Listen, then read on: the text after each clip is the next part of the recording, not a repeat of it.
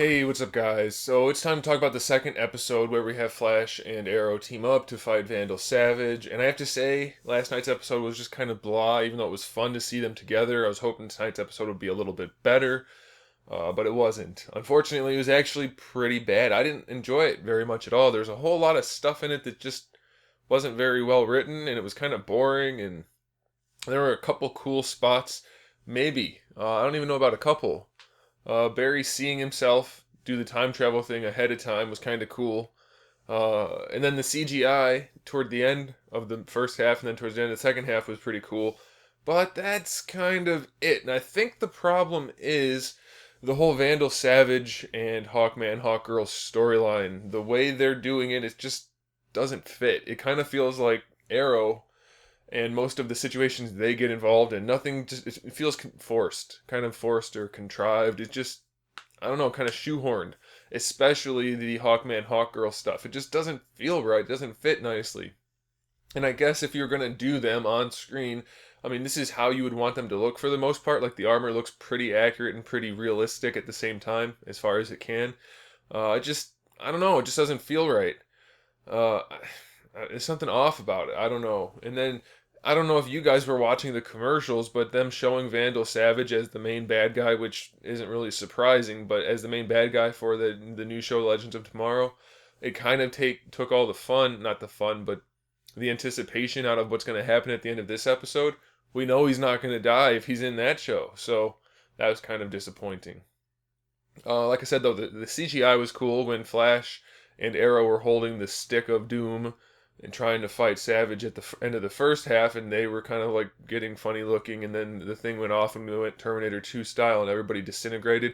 That was really cool, and the CGI was awesome. And then Flash goes back in time to stop all of that, so that was fine. And then at the end, when they're fighting him again, and they actually get it to work this time, they use the stick of doom against Savage, and then he dissolves. That was really cool looking. And then he turns into Ness Quick, and there's a giant pile of chocolate milk powder on the floor, which is fine, whatever. He burnt up. So that was fine. And then, since we know he's coming back, they had to do that somehow. So, of course, Malcolm Merlin comes in and he scoops up a coffee can's worth of the ashes and says, "You owe me, buddy." So, just more convoluted writing. Now, if Malcolm's a bad guy and wants this total bad guy, whatever. I mean, Malcolm's been a bad guy the entire time, but enough to do this doesn't really make sense, so I don't know. Then the whole thing with Oliver and Felicity before the time skip, that just, oh, it's so annoying. It's so annoying that everybody's constantly, it's kind of like in Smallville where everybody constantly got mad at Clark. Same thing happens in Arrow. Everybody's always mad at Oliver, and that's freaking annoying. It doesn't make sense. It's not necessary. It just makes the show unpleasant to watch. And then the time skip happens, and then none of that happened. So fine, whatever. And then Oliver makes the decision, of course, to not tell Felicity the thing that caused the argument in the first place by not telling her. Which doesn't make sense because it's not like he did anything wrong. There's no reason to not tell her, so there's no reason he wouldn't tell her, other than the fact that the kid's mom says you can't tell anybody, but you can still come around. It's just, none of it made any sense. And then the kid's mom says, "Oh, you've asked the world of me. I'm just doing the same in return." That line, which happened twice, made no sense. All he wanted to do was spend time with his son that he didn't know he had. That's all he wanted. That's not asking the world of her. Not at all. And then her saying, "I'm just asking it in return." It didn't even make sense then either, because all she said is you can do it, but you can't tell anybody. That's not the world. It's kind of a dumb scenario, kind of a dumb ultimatum, but it's not the world. So it's just, and then he says, "Okay." Like, why? Why can't he tell anybody? It's just so convoluted and just doesn't make sense, doesn't need to be there. It makes the show unappealing. And that's kind of why I don't like Arrow as much. It generally has more of that kind of thing in it. So, I don't know. Let me know what you guys think. I didn't really care for this episode at all because of things like that.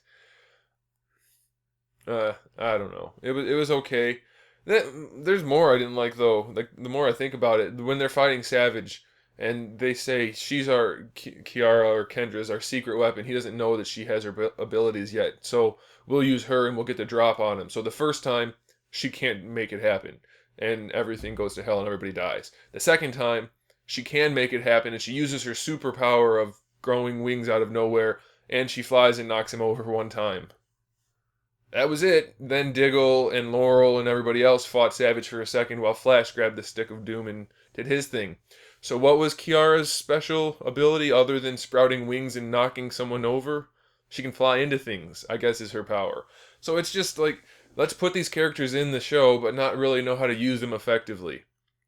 And Hawkman, basically useless the entire time. So that was no... I mean, Hawkman and Hawkgirl are there, but the people doing all of the work are Diggle, Laurel, and Speedy.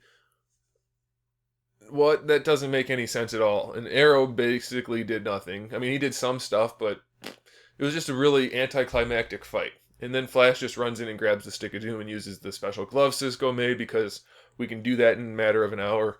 And, well, he made them more in longer than an hour, but then he added the synthetic whatever in an hour, whatever. It was just nothing fit right. It was all poor writing, kind of just shoehorned in. Nothing felt right at all. I didn't enjoy it very much. And you should, when they mix two superhero shows that are both fairly decent at least.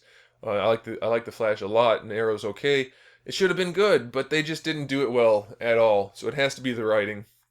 I didn't care for that. Hopefully, when they go in the future and do this kind of thing, they do it a little bit better.